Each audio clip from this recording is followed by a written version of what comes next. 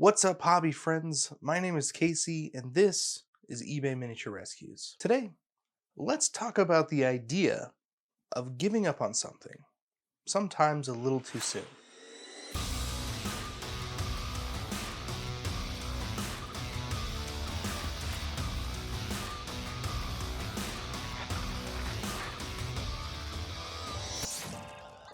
This has been a very interesting week for me. I had a model set aside that I really liked, an old Warhammer Fantasy model that desperately needs to be saved. I had done some research to look into potential color ideas to give to my model, and I had everything set up for the week to do my job as smoothly as possible.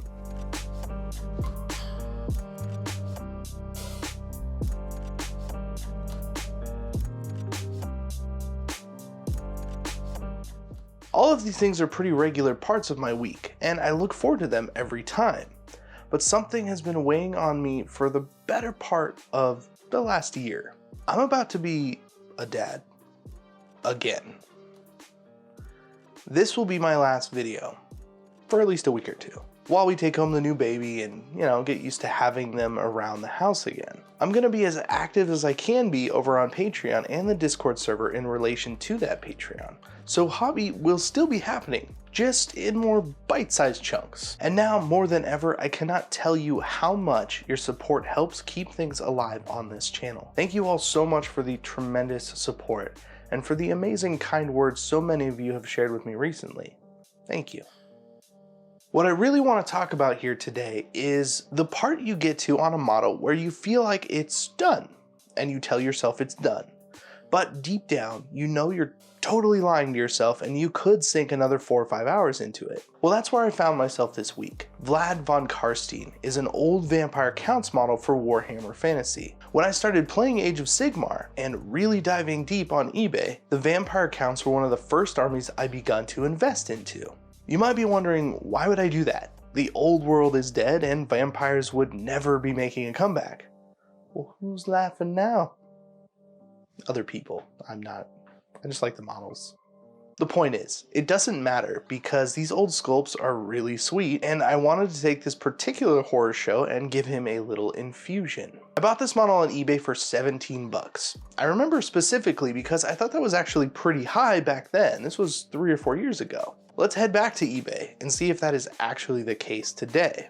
Taking a look on eBay, there are quite a few of the older sculpts. The prices are pretty high too, which is a bummer because I've seen these models go for next to nothing in the past. The vampire hype is real right now, so maybe hold off for a bit and let the market kind of sort itself out before picking up some of these older sculpts. If you just can't wait, then I would suggest saving this search and turning on email notifications. That way you are on top of every Vlad model that comes up within your price range. So far, everything seems pretty straightforward. No plans on giving up, no problems to speak of. So let's get into the different ways that this model can be painted and see what inspires us to pick up a brush. There are a fantastic amount of really well done paint jobs for this particular model. Tons of variety in skin tone choices. The armor in red looks really cool.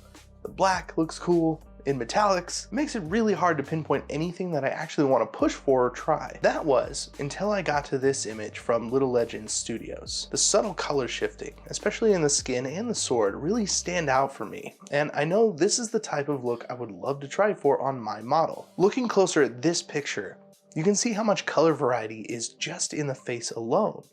You've got blues and greens and purples and magentas, it's all mixed together and highlighted to really bring attention to the face of the model, and I really like that. The sword is also more on that subtle side. The texture and reflective nature is all baked in using an old power sword technique. If you break the sword down into sections and place very bright highlights opposite each other, you get a really great look for the sword. And when a sword is pretty far from the model like this, it's really easy and quick to get this effect with an airbrush. Take a look at the highlights. One on top, one on the bottom, another one on top. And on the opposite side of each of those, a dark spot to contrast. This sword also has a ton of color variety on it, as well as little scratches and dings that make it look even more realistic. So this is what I want to shoot for with my sword, and we'll see how it goes. Okay, so a plan is in place and it's time to start work on the actual model. First things first, a nice soak in a sonic jewelry cleaner filled with LA's Totally Awesome.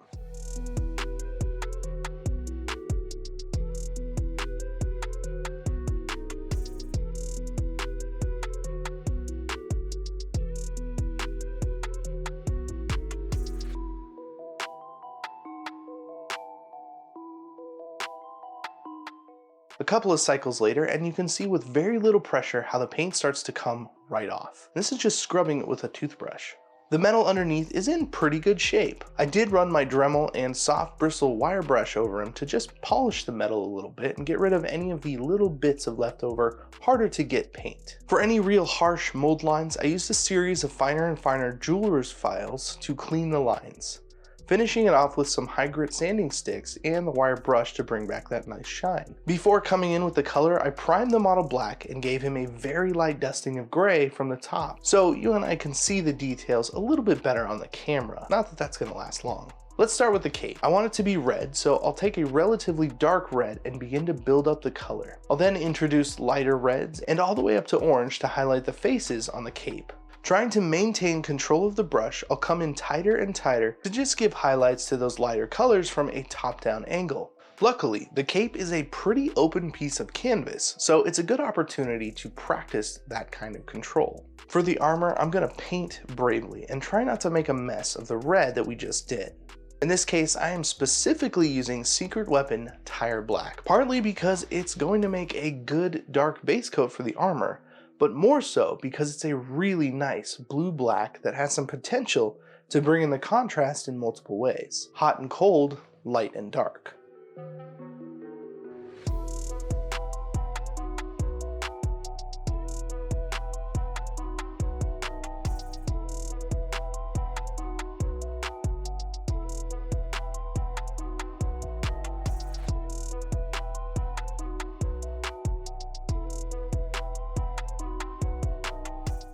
After covering the armor, I'll enhance those shadows on the sword and bring out the power sword look.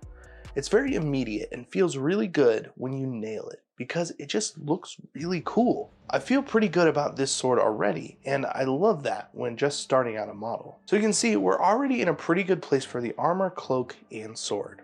This is about the time where my mind starts to see the possibilities and start to think, maybe I could be done with this even sooner than I thought. That's kind of the first sign that you are about to give up on a model, especially if it's early in the base coating stage. I was going through the motions on the armor, highlighting, almost doing a grayscale look for the whole thing. And in all honesty, I was really into it. A black and white vampire actually makes a lot of sense, and the giant red cape was this awesome burst of color that could tie it all together, or whatever I was telling myself. The point is, I was making excuses to give up early, and justifying my actions with bits of story. Sometimes that's a great way to paint. Giving a story to your model and painting according to that story can produce really amazing results, as long as you aren't using that as a crutch or hindrance, which I feel like in most cases out there, that's the case.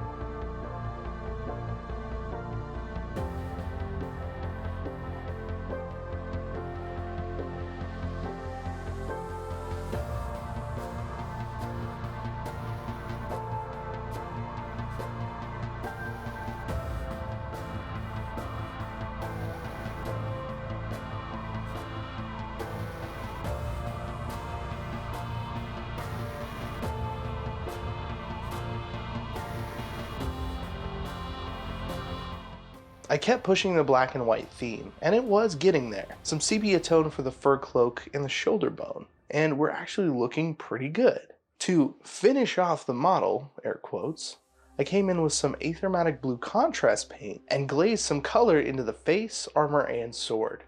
Anywhere where the shadows are darkest, just a hint of that contrast paint, very watered down, will start to tint those areas. After a few layers, you can really see that color, and it makes a lot of difference. I sat and stared at this model for a good 30 minutes.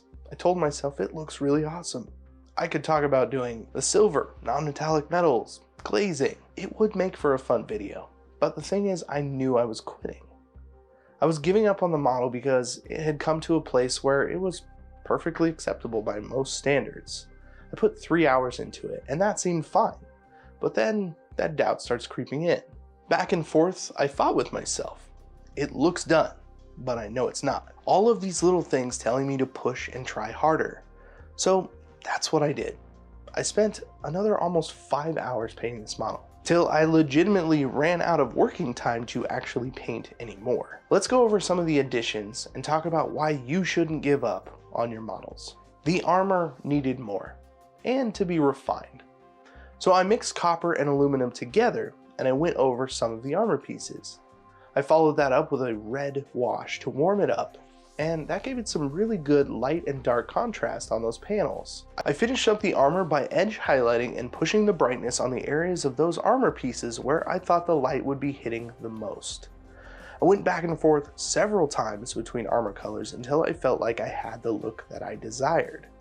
The reflections followed lines, like if you're holding up metal to light and you could see where that light was bending. The skin got an infusion of purple as well as turquoise, which really took it to a whole new level. I also came back in and mixed brighter highlights to bring attention to the features of the face, going up to almost pure white in some cases. Pretty much what it boils down to is that I just kept painting, pushing lights and darks more and more, trying to pick out minute details to exploit. The whole point is, there will probably always be more that you can paint. And if you want to improve, you can't lie to yourself and call a model done when it's clearly not. Now, I'm not saying that every model is this kind of model. There are plenty of chaff units that don't need this kind of treatment, but I have a feeling that you know exactly when and where you're doing this to yourself. I'm bringing it up because I feel like it's time for me to start pushing, to try and expand and grow and stop making excuses and give that last push to complete a really cool model. Vlad Von Carstien had a pretty nice treatment, but now I can actually say that I'm pretty proud of the way that this turned out. That little bit of extra time really made the difference for me, and I actually feel like I put in the time and effort into this model properly. And with that, here's the completed Vlad Von Carstien.